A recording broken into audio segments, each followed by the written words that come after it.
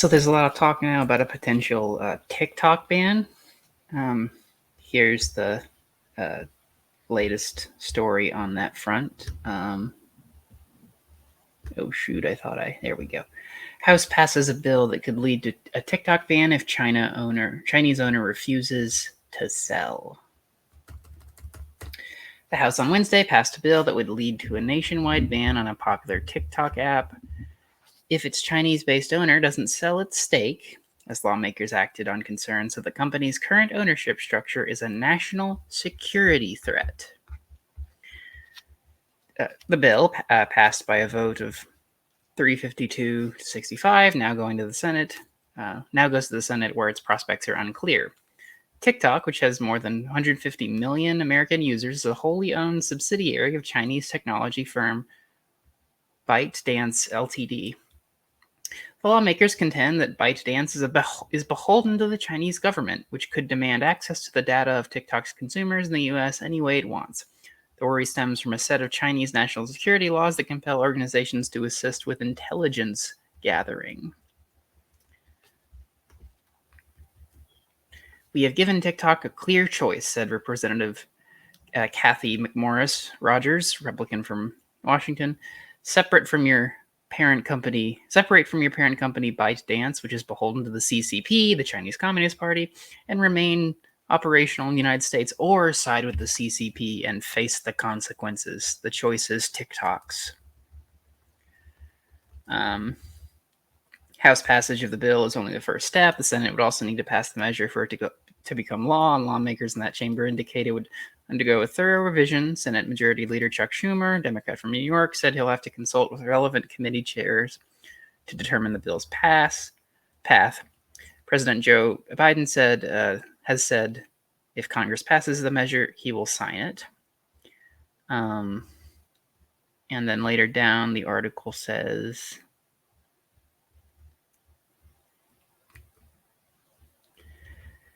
TikTok has long denied that it could be used as a tool of the Chinese government. The company has said it has never shared U.S. User data with Chinese authority and won't do so if it is asked.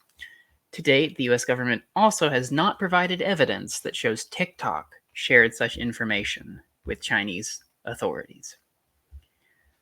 Okay, so I might end up repeating myself a little bit here because this is not dissimilar from the story out in Florida that we covered of preventing children from having social media. I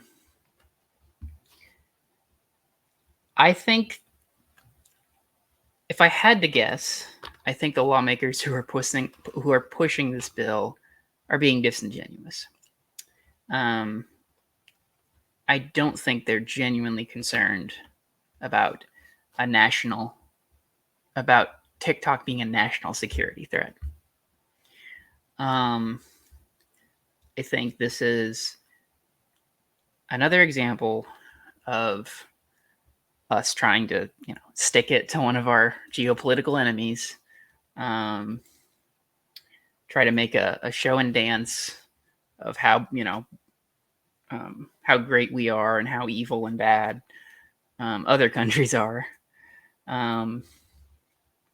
Not that I'm a big fan of the Chinese government or anything, but I don't think this is much different from Red Scare propaganda. Back in the day when they had the, committee hearings, screaming at people, have you ever been a member of the Communist Party? And even, there was even that embarrassing story about the TikTok CEO. I forget his name now, but, this idiotic senator just kept asking him, are you a member of the Chinese Communist Party? Do you have any ties to the Chinese Communist Party? And this guy was like, Senator, I'm from Singapore.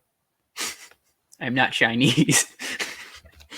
So it was racist. Not only was it racist, it was stupid. It was a hatchet job. It was an attempt to smear, the CEO of this app as,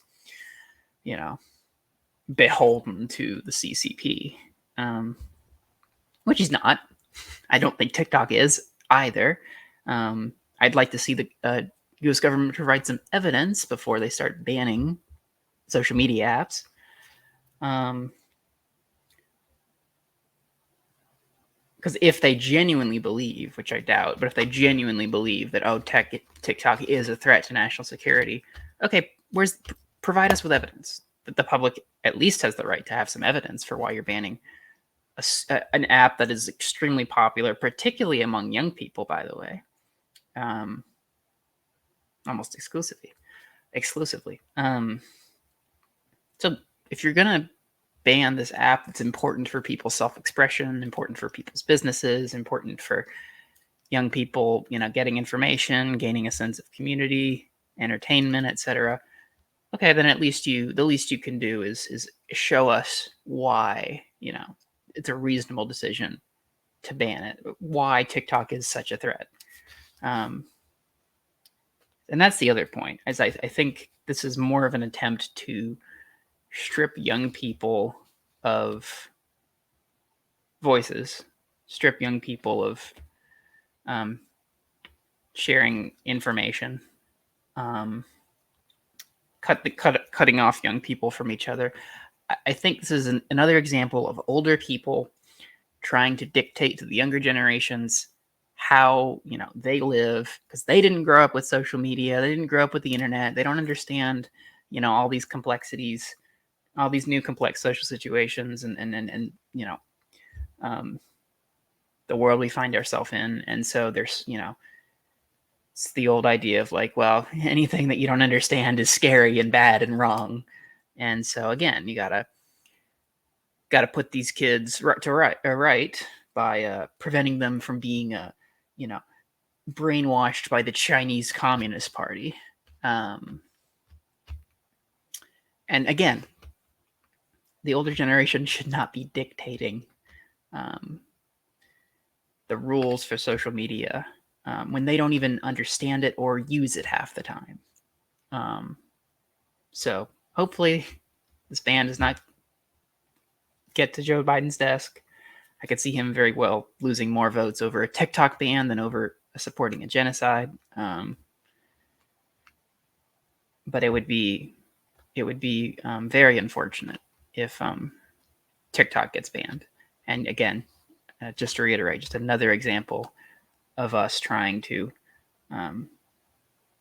pushing paranoid narratives about our geopolitical enemies for our seeming, short-term gain. Although all we would gain from a TikTok ban, I couldn't tell you. I don't have the slightest